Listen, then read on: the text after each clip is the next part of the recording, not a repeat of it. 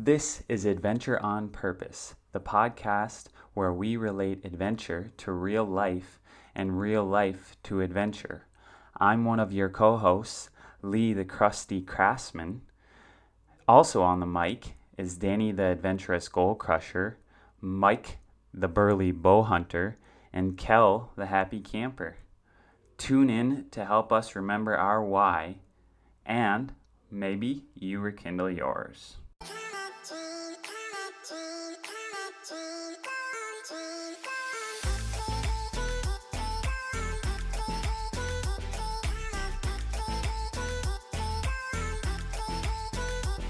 Okay. All right. So we have my brother and my sister-in-law, Cate. So do you guys want to explain what you do? All the things. All the things. Well, we moved back to Morris, and I knew I always wanted to live in Morris, and started coming back, and I did real estate appraising, and so that's kind of my main business that I do.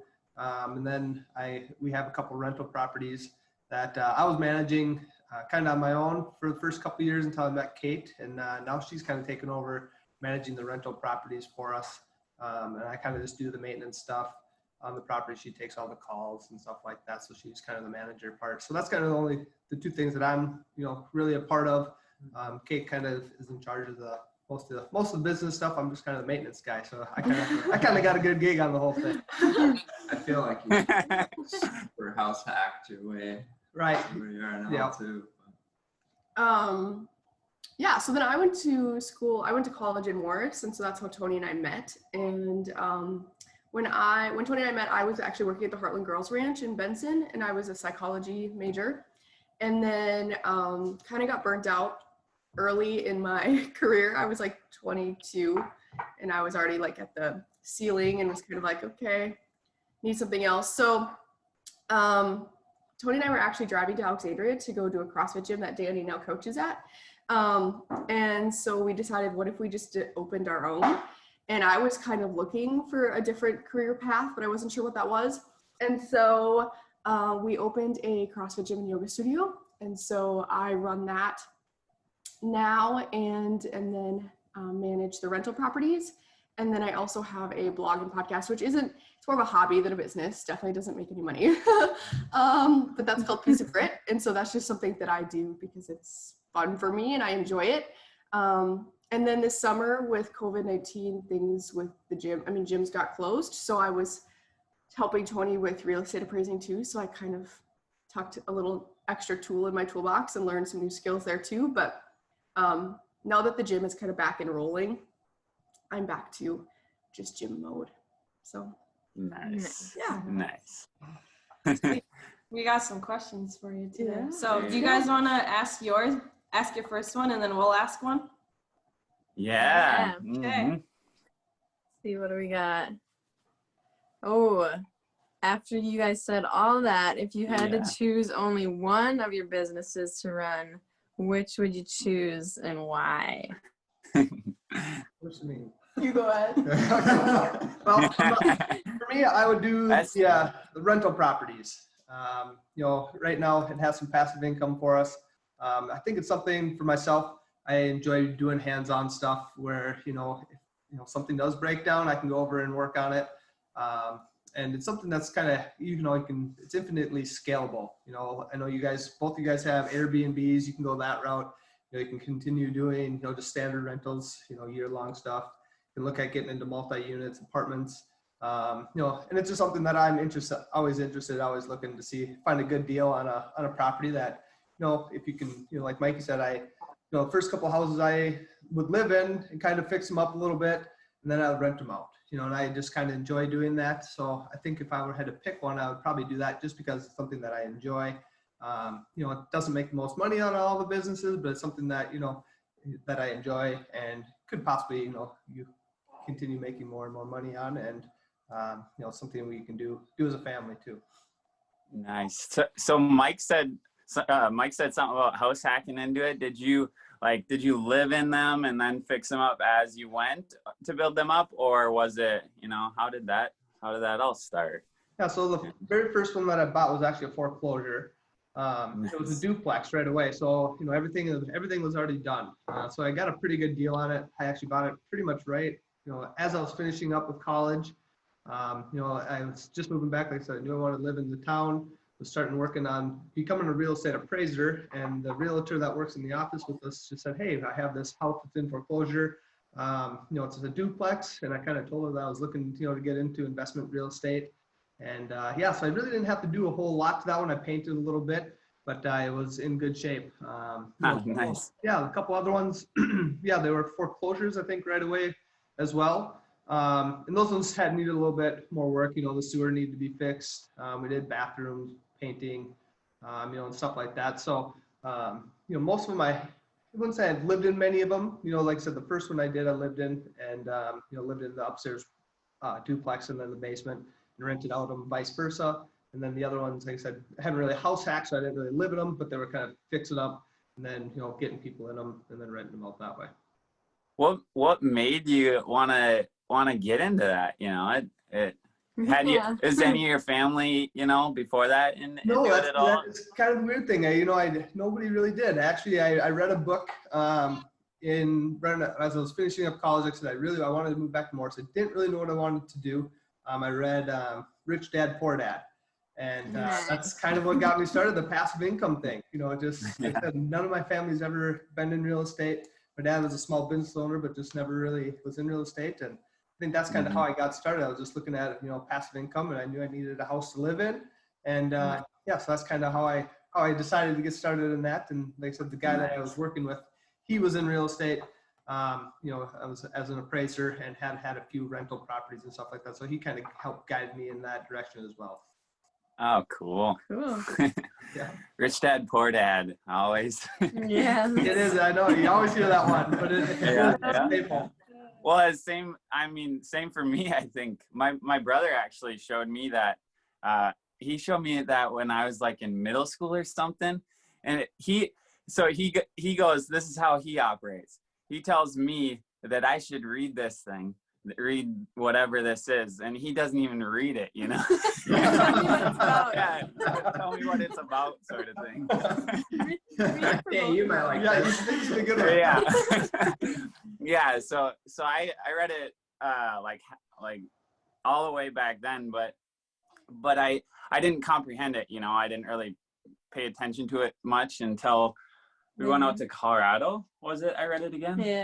Yeah. So when we went out to Colorado, I finally read it again, and it was like, oh, these things actually. But then you kind of like remembered it, right? Yeah, some things here and there. Oh yeah, that was in my brain somewhere. I just didn't know how to use it. That's okay. Yeah. Exactly. Well, that's cool. Nice. Yeah. We gotta go with Kate. Yeah. What about you, Kate? Yeah.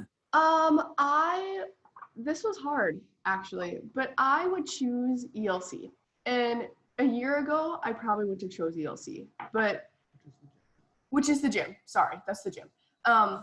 But the gym is kind of going through an expansion and a growth phase, and actually COVID has been a really good experience for the gym, as weird as that sounds, and probably a good experience for me because I think the gym needed to go through a growth stage. But I think when you're in it, you don't exactly take the time to go through the growth stage, right? You're just like showing up for the business every day. And then when the business gets closed and you're sitting there and it's kind of like, okay, like, what are we going to do? It's the time to do it. It was like the perfect storm.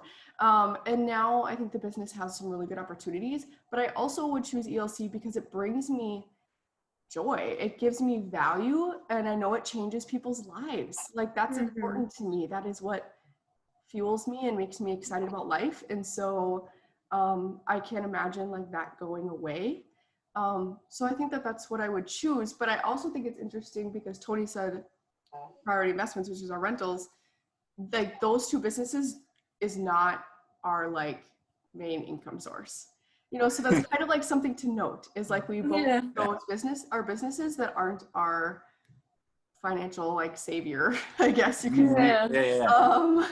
But I think long term that these businesses will grow into something that we will be very thankful for. And financially, we'll we probably won't need Schultz appraisals anymore. That's the hope.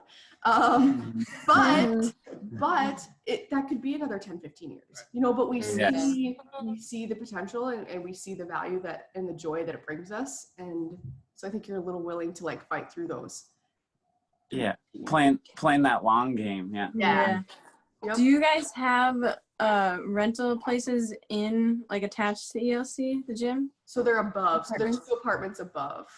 So that's kind of cool because both of your things then like are at the same place. Yeah. Or like if you want to keep running the gym, your business of the rental properties is still technically still there. And there's offices as well right there. So that's where they work out of too. Yeah. So you have to choose. Here we go. Yeah. Right. Right. Do your people who are renting there, do they get discounts to the gym? Oh, they're not coming to the gym. But no. We appreciate the business, but no. Okay, do you think you've always wanted to be entrepreneurs? Or is this just like happened? You go first. You know, I wouldn't say entrepreneur. I would say a small business owner. Like I said, my dad, or our dad, is a small business owner for 25 years. You know, I kind of originally thought I would probably, you know, start working in that field. And, you know, so no, I didn't think I wanted to be an entrepreneur. I knew I wanted to kind of do my own thing. You know, like I said, I came back and I was just really thankful to find this real estate appraising thing. You know, it's a really flexible schedule, you know, per se. You know, if I need to take off an afternoon, I can. You know, work's been really busy. So it's, I mean, you get to choose your, you know, if you need to take a couple hours, you can take a couple hours here and there. You don't have to answer to somebody, which is really important to me.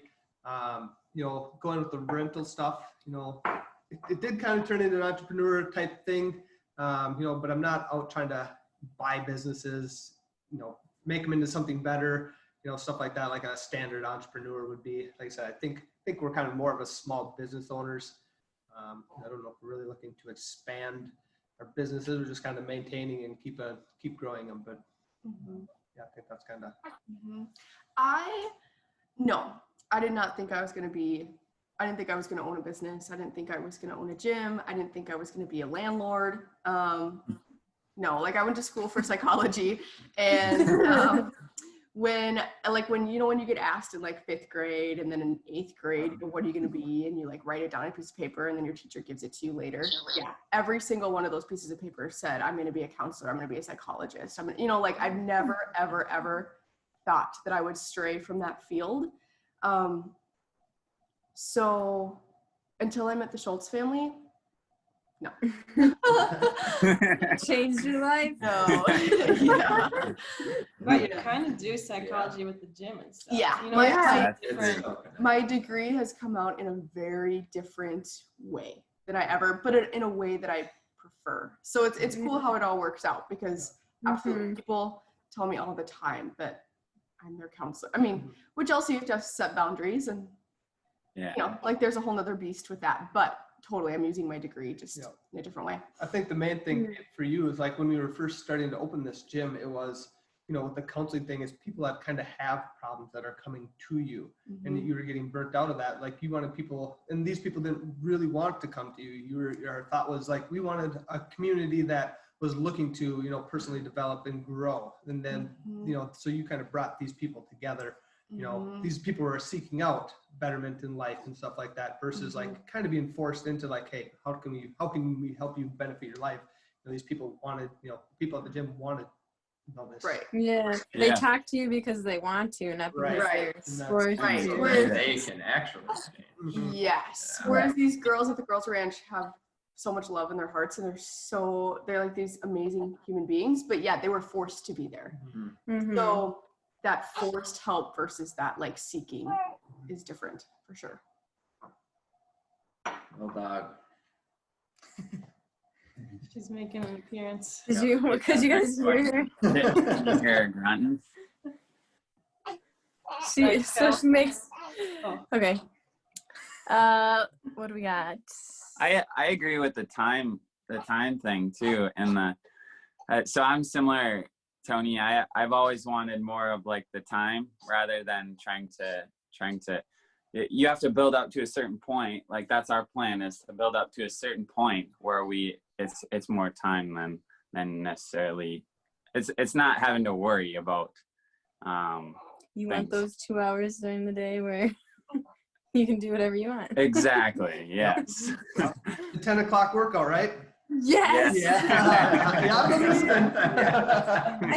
I think because we've talked about that so much, like I want that even like more and more. Okay. What do you guys want your retirement? We Yes, quote retirement retirement. because we're not talking about like 65 years old here. Yeah. Not the scheme that has been Yeah. pushed Yeah. on us, you know, Yeah. to think what retirement is. Yeah. So I think, like, when I think of like what would bring me joy, and what would like symbolize like I'm in retirement and this is like what I pictured it being, I just picture family time. I picture like if my kids are still in high school or in college and are playing sports, like I don't want to miss a beat, right? Like I want to be at every event. I want to be at, and even if I'm not retired, I of course want to do those things, but I just picture like just extreme involvement with my family and being able to just enjoy and soak up every moment. And like Johnny, right? Like every second he can be with Ian, he is. And like, that's the bomb. And if he wasn't retired, he wouldn't be able to watch Ian at noon for us, And so I think someday that's Yeah. what I'm going to want to be in. And not feeling like I have to miss those moments. Yeah, I would agree. I think retirement is quite a ways off for us, just because we're just, that mentality is just like kind of working. That's kind of like, we enjoy it. It's not something that we're trying to get away from.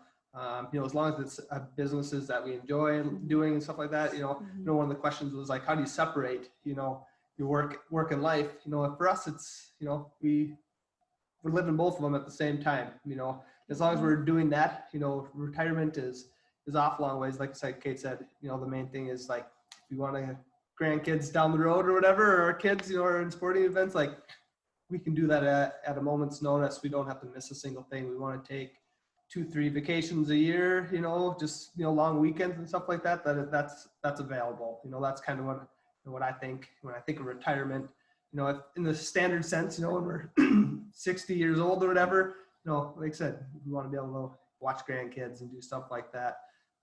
Take the trips and I think that's kind of. I think too, like, I can, because we do enjoy our work, right? Like we are fortunate enough to have businesses where we enjoy what we do. Not every day, but we enjoy our work. And at the same time, I have a goal where I want to get the gym to a point where it doesn't need me. Like we're the owners, we're the investors, we're of course like the caretakers of the business, but I don't have to be there. So when my kid is in 10th grade and my other kids, like I hope that it's like I have a very flexible schedule. I still have income coming in, but I can do like that's ideal for me. Like that's retirement for me, is have these businesses that are doing their thing, but they don't really need me. Yeah. And you're still involved quite a bit with these businesses, but Absolutely. Yeah. And I get to pop in and be the face of it, and I get to have a ton of fun, but and I love it. Listen to you guys' podcast. I think it was like the dream big one. Your statement on like you want to be a part of the struggle. Like, the journey is the reward has kind of been my thing for a couple of years now. Like I said, if I were to retire, just get a big sum of money and I had to sit back and do nothing and to deserve it, I would absolutely hate it. Like I want to work for every single day, and like when I get to that point where I'm financially free, like it's because of what I did, not something like I sat there and did nothing and got it. It's like I want to work towards this. Like I said, the struggle is part of the reward. Oh shoot! Yeah, we're cutting out there for a second, but yeah, I mean, it would be the worst thing in the world if like all of a sudden, all my worries were gone. You know, you talk about like, you know, the end goal all the time and just picturing it. But at the same time, it would suck if you were there just right now. Yeah. You know? What would you do? Yeah, exactly. You wouldn't be able to just sit there. Feel like you would be Yeah. anyway. So You'd be And if you do itching. hit that end goal, most likely you're on to something else. Yeah. Or you don't even, I think so many people don't even recognize that they're there.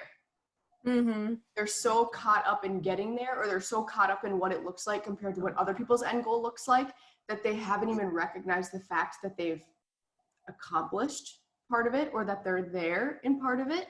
And that's sad too, right? Like, Yes. you don't recognize your own victory because you're comparing your victory to somebody else's, or because you're so caught up in what it's supposed to look like. Yes, yeah. And that's so tough nowadays too, because Oh gosh. everyone thinks that they're supposed to be where everyone else is. Mm-hmm. In all Based aspects off of life. based off of like social media and whatnot. Right. Yeah. Right. But Yeah, it turns 10 years of hard work into a second. yes, exactly. The highlight reel, right? Yeah, the highlight reel. Yeah. So our number 2, this one's an interesting one. So maybe you've either come across days where it's like just dragging on, or you feel like maybe it's easier to just get a real job or just get a normal job. And how do you deal with that? Well, for me, I do have a day job. With my appraisal stuff, for me it is, I do have a day job. This year has been really busy for me, kind of stressful.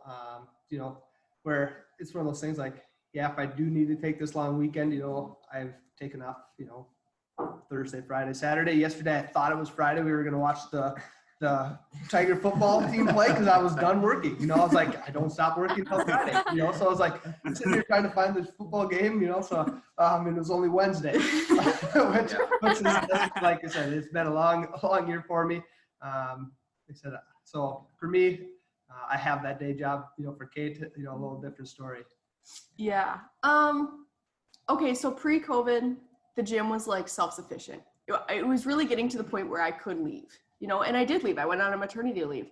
And the gym was running and it was making some money, and it was like sweet, like 3 years of like some serious grind, like sweet. And then COVID hit, we got closed, and I was like, what the actual F? Like, this is a crock. Like, what the heck? And I was mad, and I was, but I was also like a new mom, and then you're trying to process, like, I actually don't want to leave this little human, so like screw the gym, but like I actually like miss the gym, but like screw the gym, but and then you're hormonal and it's a mess. But yeah, Kelly's like, I feel you. I know. But I definitely struggled, and Danny has been with me for a lot of those days of like, F it, I'm gonna get an 8 to 5, because there's just so many times where, like, when you own a business where your job leaks, stressful moments leak into home moments, right? Like a rental. Like, there's been a million times where we've gotten up at 2 a.m. because it's storming and a basement's totally flooding. Or, like, there's just always moments, the gym doors flooding. The first day we opened post-COVID, it was in July, the gym flooded during class. People are working out, and there's like literally a monsoon. And I was like, this is stupid. Water workout. And then if I worked an 8 to 5, I would call someone and be like, you got an issue here, Patricia. Like, you better come deal. Yeah. I'm Patricia. Like, yeah, it's so true. so there's moments where you just want to hand off the baton and be like, I don't like, and this is especially when this business isn't making money. It's extra frustrating, not because it's about money, but because you're not getting paid for these hours and hours and hours and hours and hours and stress that you're putting in. Now I'm calling Tony, who's already stressed out because he's got a ton of work to do. And I'm like, I don't know what to do. The gym's flooding. Then I'm calling, there's moments where you're like, you know what? It'd be really nice to not have to deal with some of this crap. Yeah. But then you get through that. And I don't know how you get through that. You just do. Yeah. You just, when you start to recognize the people that you work for, like that you care about, and that you're the reason you keep the business open. And Well, and those benefits outweigh when those ugly moments do happen too, you know. You just Yep.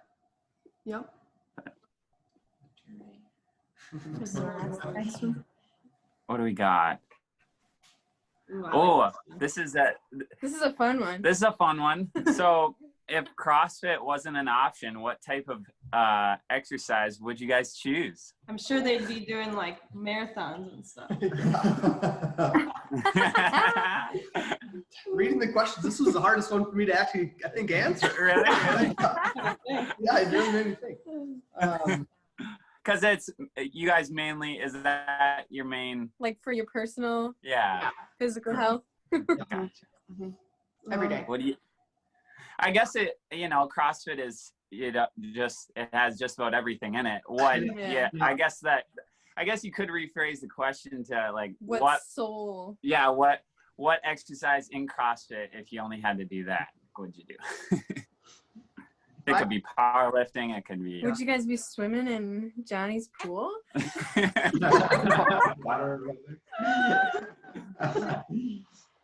Mine would be it's called like grunt work. It was, it's carry heavy sandbags, farmers carry, sled drags, like strongman. Yeah, kind of similar to that. It's not, not as heavy, lifting those big balls or anything like that, but it's, 150 pounds body weight. A lot of, everything's under body weight.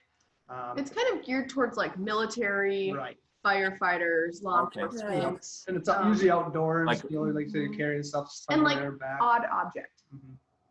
Gotcha. Yeah. Like a functional type fitness. Nice. So yeah, that'd probably be my... I like that. I like that a lot. Yeah. And I actually enjoy some of that stuff too. We did that a little bit this summer when the gym was closed, and we kind of got creative and we're doing some of the grunt workouts, and I actually really enjoyed that too. But I actually had to think about like, what did I do before CrossFit, right? Because like CrossFit wasn't the first thing that like made me active, but and at the time I was doing a lot of just like group fitness classes. Like I really enjoy working out with other people. But I can't say that I would go back to that. Like I don't know if that's what I would choose. Like if CrossFit got ripped away, I'm not going to be like, can't wait to go to spin. So I don't know. I think I would kind of be with Tony and kind of that grunt workout style, odd object style stuff. Nice. That's awesome.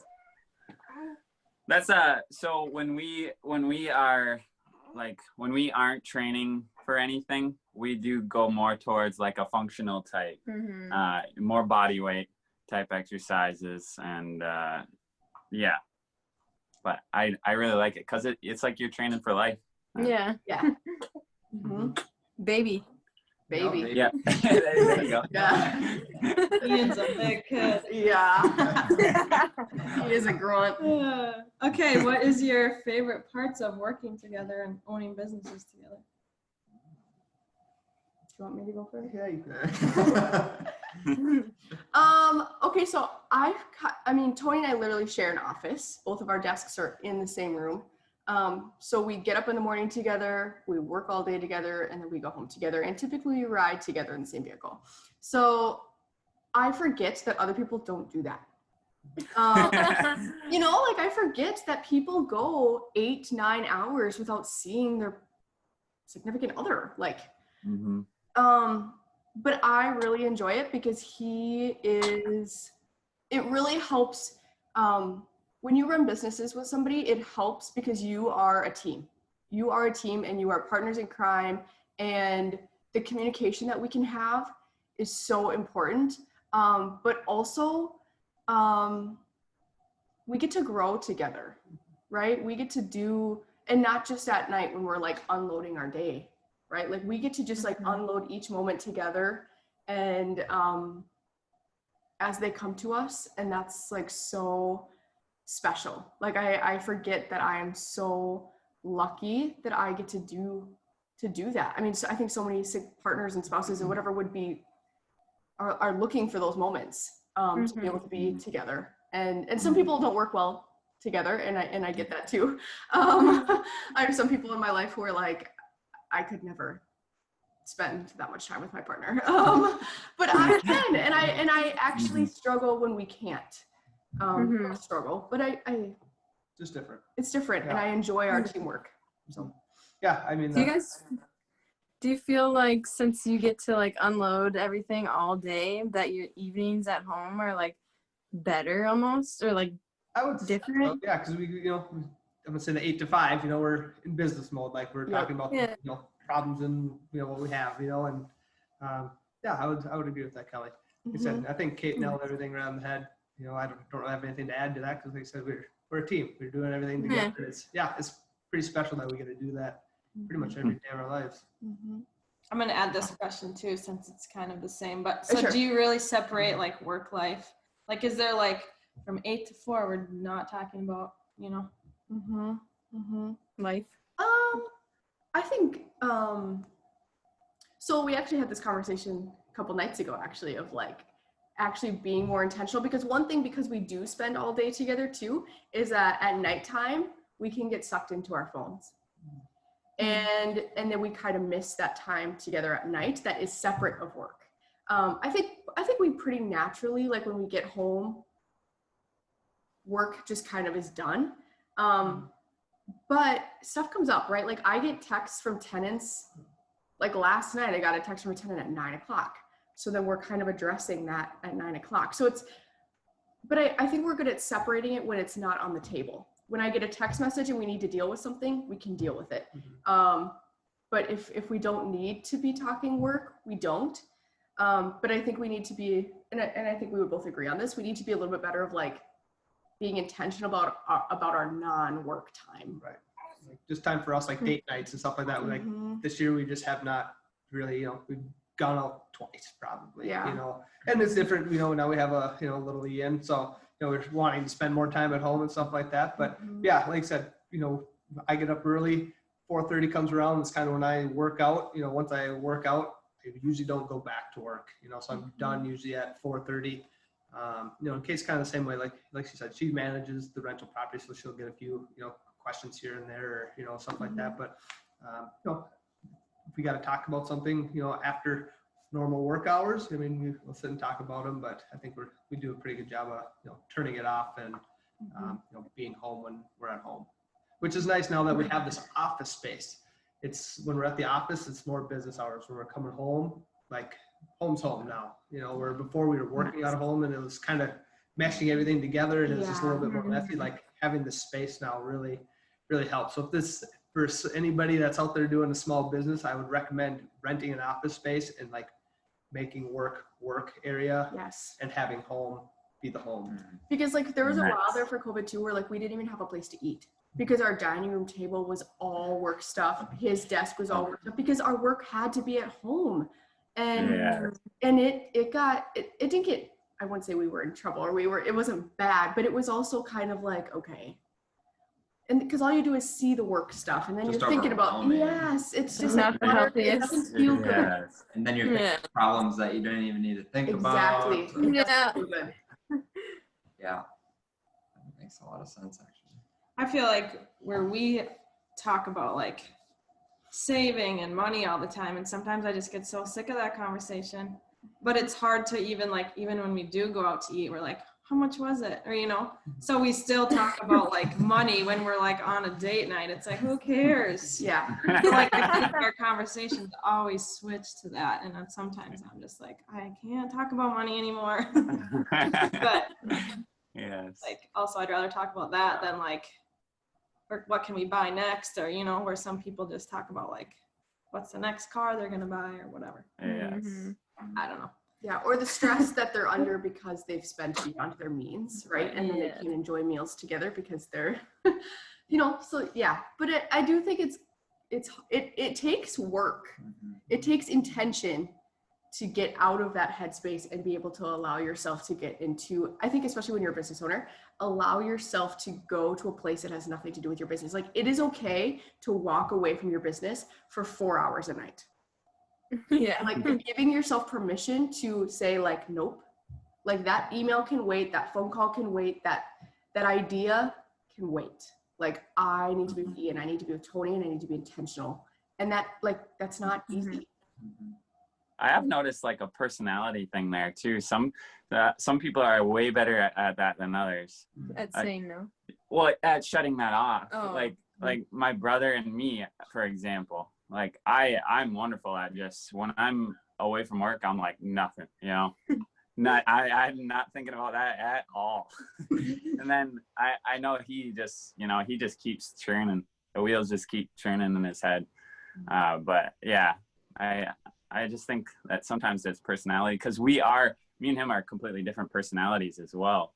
But yeah. I also think like lifestyles, everyone's lifestyle is a little bit different. Like I feel like we fill our life with like so many things, like so many different categories. So like when we actually get home, it's like, all right, like we got so many like other things to do, like fun things and like hobbies and like why we can't think about that.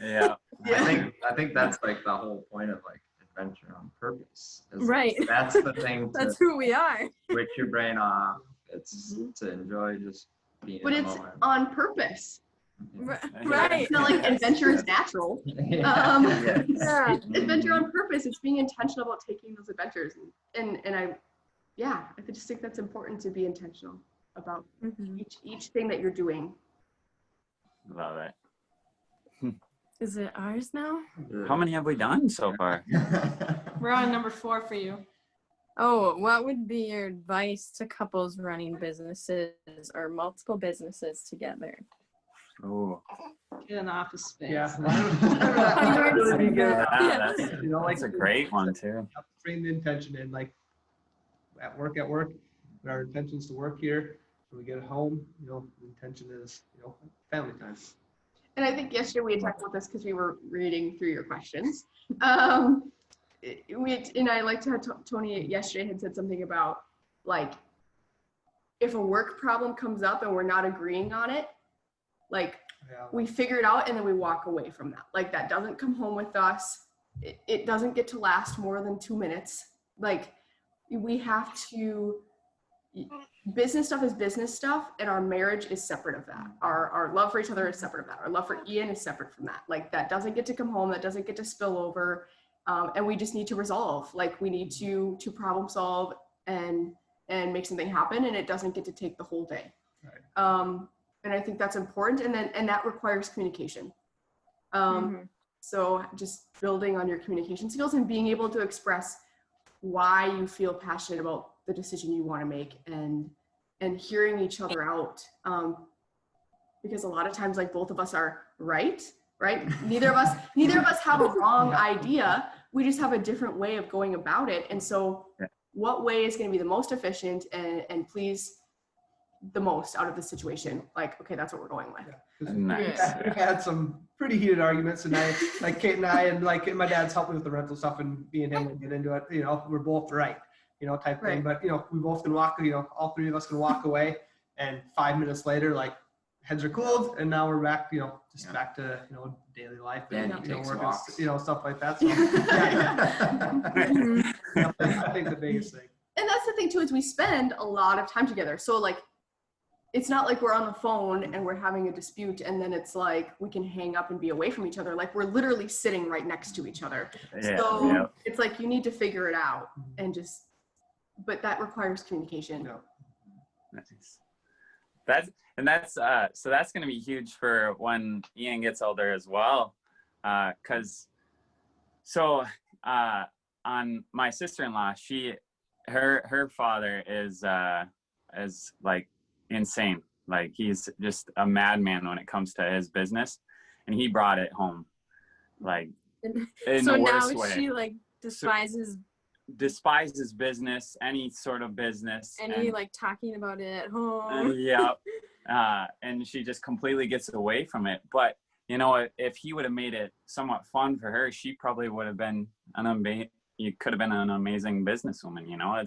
There's so many possibilities there if you separate that from the children, I think. But.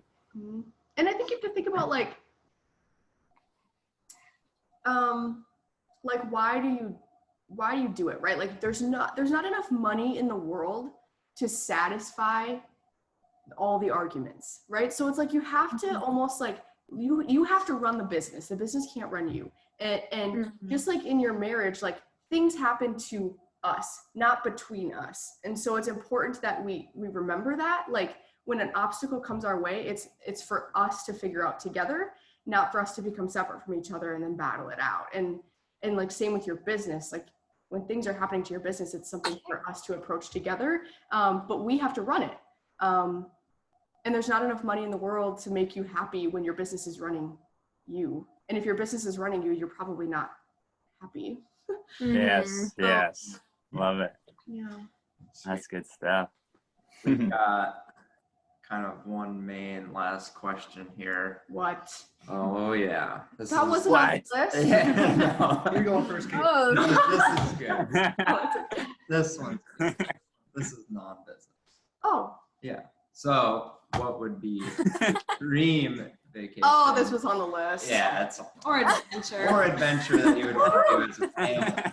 So You Ian's can't be involved in this yourself one. either. You have to bring them with you. Oh, it can't just be me? Ah. I'm just kidding. Go ahead, Tony. Mine would be probably like going out to Oregon. Oregon, whatever. And just hiking, spending, some time out there. I know my grandpa's been out there a couple times. He just loves it. He's like, said there's a rainforest and stuff out there. Just going hiking through there. I know there's mountains, even a desert. So it's kind of got many different climates and just kind of a small little area. So I would really like to see that and just spend some time outdoors with my family. Nice.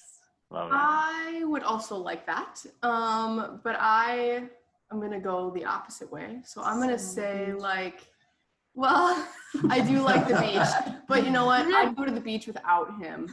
So if I got to bring him with,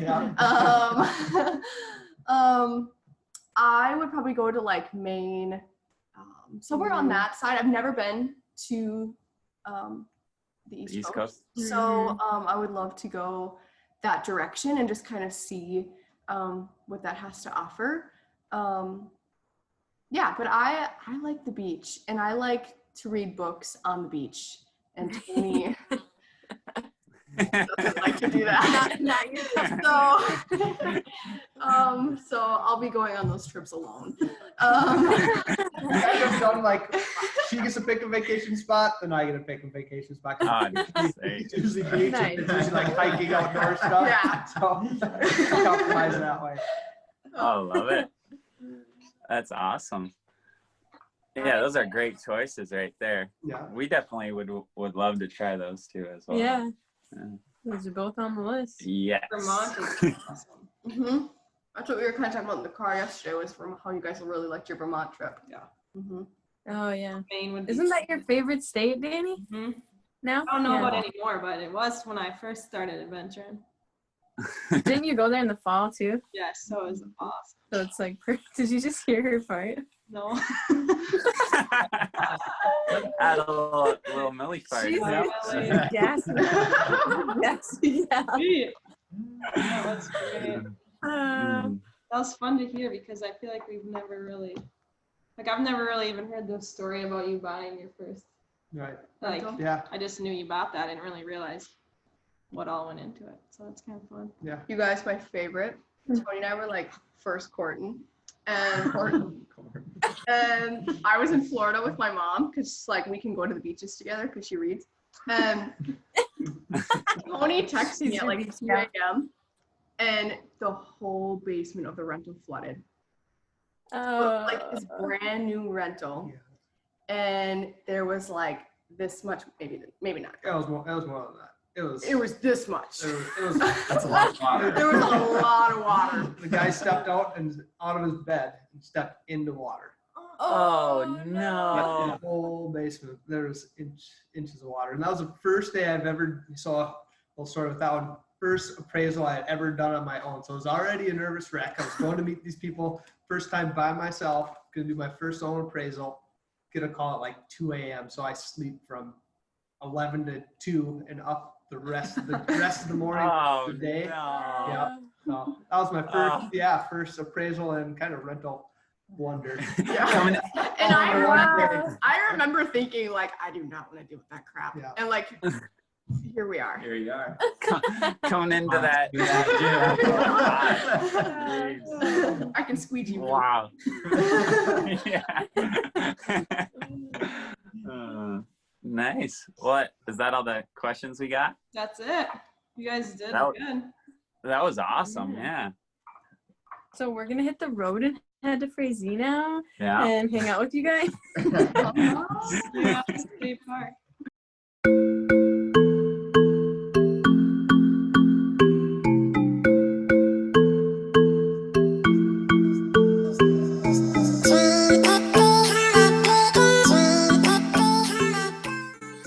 Hey everyone, nope.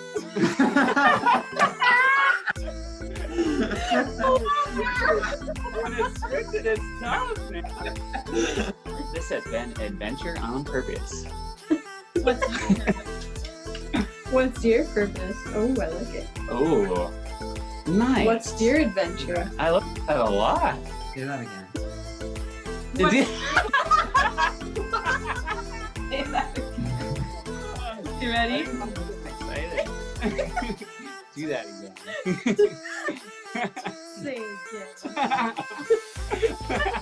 Oh no. What's your purpose? Do we answer?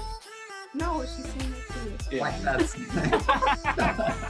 Like, see ya. See ya.